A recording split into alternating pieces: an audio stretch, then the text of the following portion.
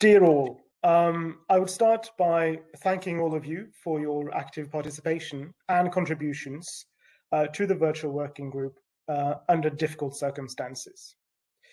I'd also like to thank my fellow co-facilitator Sam and the Secretariat for our cooperation and support during the process. Next slide, please. Thank you. Our mandate broadly fell into two parts. The first was to review Annex B of the compilation text, dealing with issues to come under the new framework. The second part was to propose how to address existing EPIs and other issues of concern. Participation at the virtual working group was open to all interested stakeholders, and 262 people registered for the virtual working group from all SAICM stakeholder groups, different sectors, and all UN regions. All in all, a very good participation. Next slide, please. Between the 16th of November 2020 and the 2nd of February 2021, the Virtual Working Group 3 had 4 virtual meetings and 3 rounds of electronic feedback.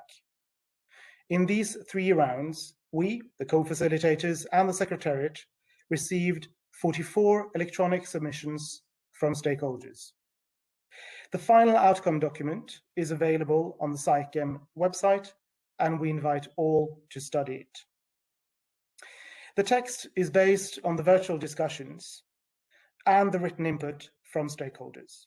We emphasize the importance of the written input for the outcome text, as some had problems connecting to the virtual meetings. Compared to the original Annex B, the text has been somewhat simplified, and its structure is more in line with the current text on the EPIs from SAICM2. The text attempts to follow the process for identifying and then following up the work on the issues of concern. In addition to the potential decision text in the document, the outcome document contains text boxes setting out the rationale for the text proposal. It also sets out 7 items on a parking lot for future discussions not taken up by the group, but relevant for the issues of concern. Annex 1 to the document contains a compilation of written comments submitted by stakeholders, and Annex 2 contains a proposal for trigger criteria put forward by a group of NGOs. I now invite Sam to continue the presentation. Thank you so much, Thomas, my co-facilitator, and good afternoon also from Accra, Ghana. So just building on what my colleague Thomas has just said, I'm talking about addressing issues of concern under the new framework. So the virtual working group agreed that process for addressing issues of concern should be simple, inclusive, and transparent. In moving forward, the process for addressing issues of concern should also promote greater ownership and enhance implementation, and should also include consideration of the 2030 Agenda for Sustainable Development. Different views on the title were shared. Some saw the wording of concern as limiting to which issues could be addressed. Other proposals are included in the outcome document. On definition from SAICM Resolution 2/4 as proposed has been retained. Item B sets out the information that should be provided for the consideration of the new issues of concerns. The information criteria found in Annex B were seen as duplicative, and the idea generally captured under this item. The criteria selection has therefore been removed from our proposal. Item C sets out the procedure for nominating, selecting, and adopting an issue of concern.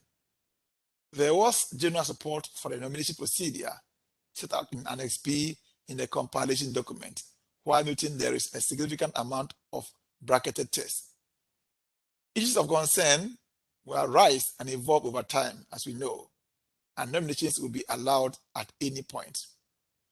So many stakeholders have actually requested for a longer time frame for review of nominations, and we have inserted the text no later than in paragraph 3. Further education is recommended. Next slide, please. So the multi-stakeholder committees are proposed to guide efforts and implementation on individual issues of concern. As previously stated, the co-facilitators have been inspired by the working groups for the Basel Convention Partnership and have envisaged a similar approach. The membership of the multi-stakeholder committees have not been discussed in any detail by the virtual working group. The intention for the committees will be to be transparent, inclusive, and representative of the multi-sectoral, and multi-stakeholder nature of the instrument. The item 4 deals with mechanisms for implementation. The need to develop a work plan for specific, measurable, and time-bound implementation, which was highlighted in the discussions and is reflected in this proposal for the co-facilitators. A section addresses the need to track progress of an issue. The outcome document also contains text proposal for determining the need for further work on an issue, including the potential sunsetting. My colleague Thomas will take the next slide. Thomas, please.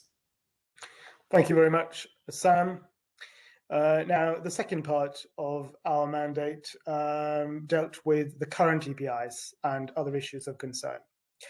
And the virtual working group considered how to proceed with these. The emerging policy issues have been useful in raising the profile of specific issues on the international stage. There is a need to continue many of the efforts on emerging policy issues and other issues of concern to move forward with a clear plan of action. So far, progress has been variable across the issues. A decision may be taken to either continue, close, revise, or move the issues to another forum. This should be done on an issue-by-issue basis. The path forward must stimulate ownership for implementation and action in moving forward for the particular issues, and an understanding of resourcing, both financial and in-kind, for each issue.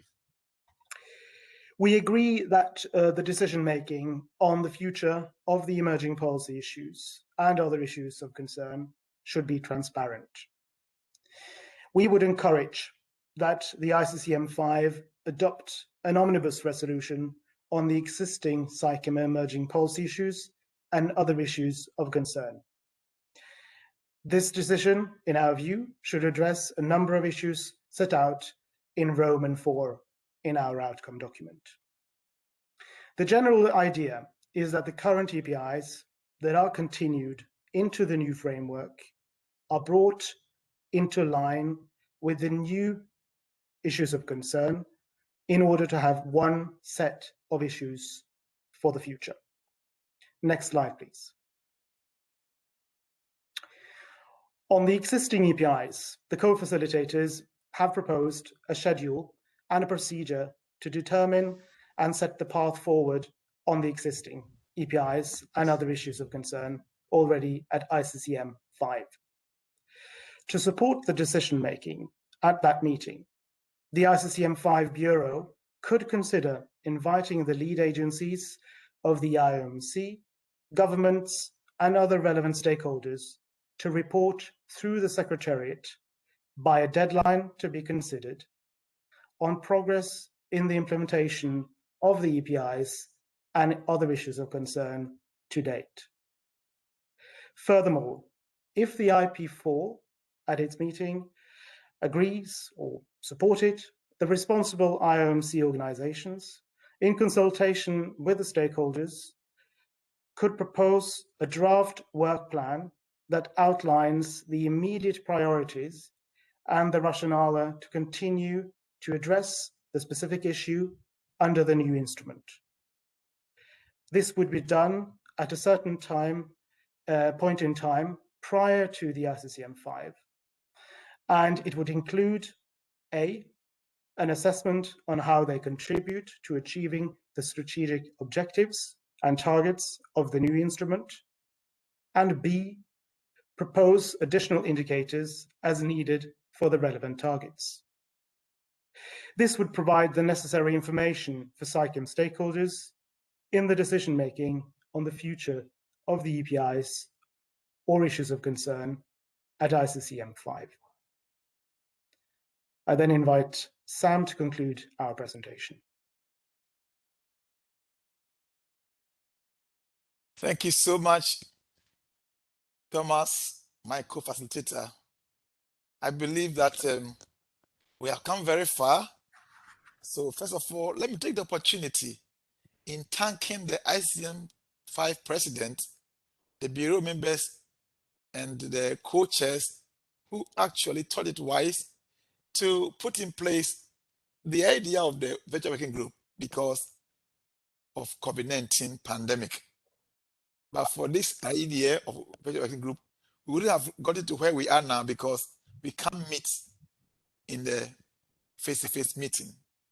So also we thank the Secretariat for the hard work for getting us this group to this far. We have had some very good conversation and interaction with all stakeholders. So all contributors to this work, we say thank you so much. And before I end, let me take the opportunity to thank my co-facilitator, Thomas, who has been very, very helpful in partnering with me to get this far. So what we say is that further interaction or engagement is required until we meet face to face. The world is waiting for us and actually can't wait any further. So the earlier, the better. Actions now. Thank you so much for your kind attention. Bye.